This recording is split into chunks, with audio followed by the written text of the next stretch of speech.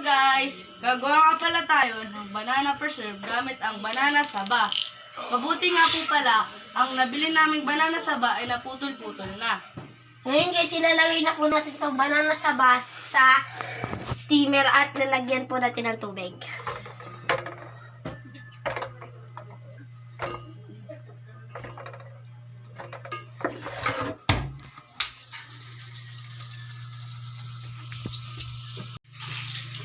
Ngayon po guys, nalagyan na po natin ng tubig itong saging na saba.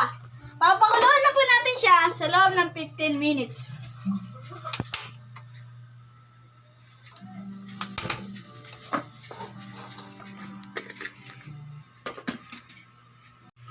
Ngayon po, ililitot po natin ang banana saba sa plato.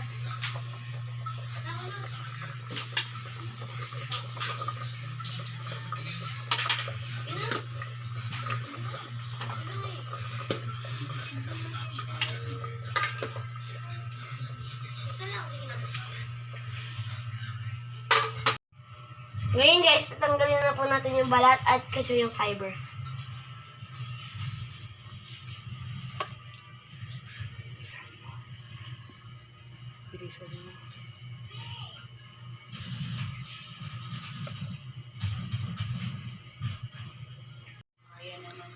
So ngayon po, puputulin po natin ang saging ng 3 hiwa.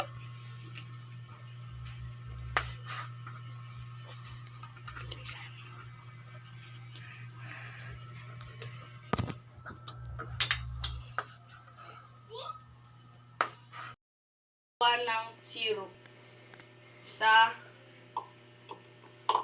2. At lagyan po natin to ng tubig. Ang paglalagay po nito ay 5 and 1/4 of cups. 1.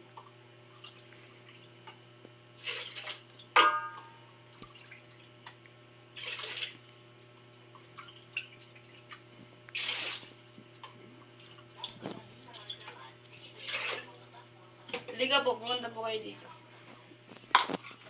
At ano po, 1/4 of tablespoon.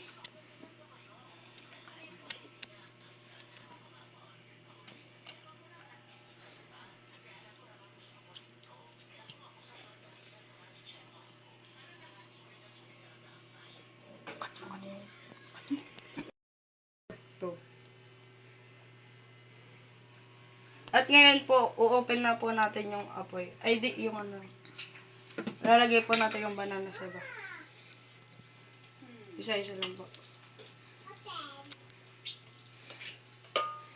Make sure po magugus ng kamay.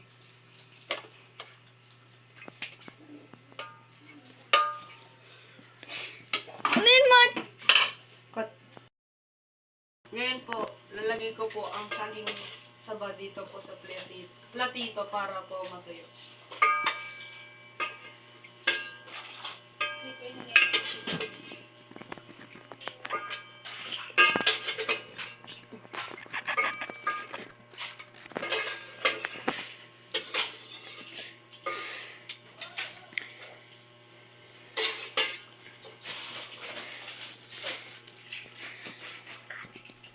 At ito po ay nalagay ko na. Papatuyuin na lang po natin to. At i-start na po natin to i-boil.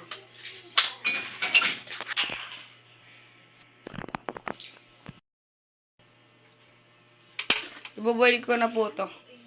Ay bubuksan yung kalan.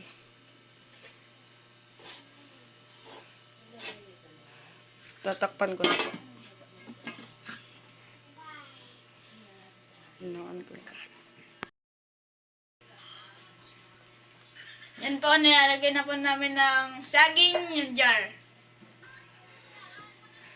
At mamaya-maya po, lalagyan po natin ng syrup ang jar with banana saba.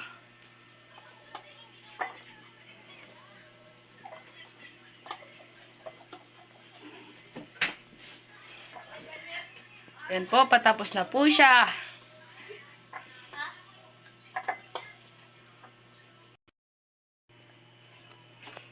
Yan po, nalagay niya na po yung syrup din po sa jar.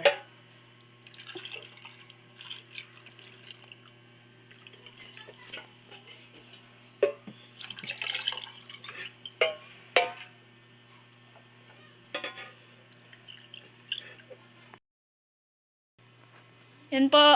Pinupunasan na po natin ng tissue yung jar. Gilid po nito. Yung gilid po nito.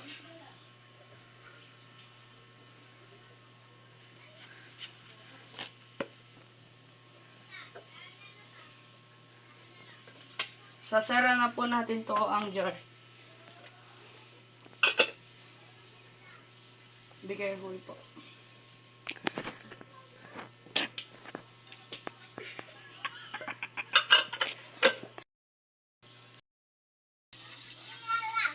Yan po. Nilalagyan na po ni Sanchez ng tubig itong steamer. At ilalagay na po namin yung i-steam namin na banana preserve. Papakuloyin po namin yan sa loob ng 25 minutes. Hintayin lang po natin to mapuno para mapakulo na po natin.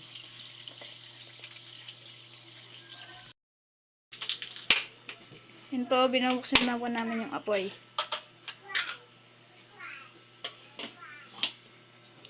Hayaan lang po namin siyang kumulo sa loob ng 25 minutes. Yan po. Tapos na po natin pakuluan ng 25 minutes. Umuwi na po natin.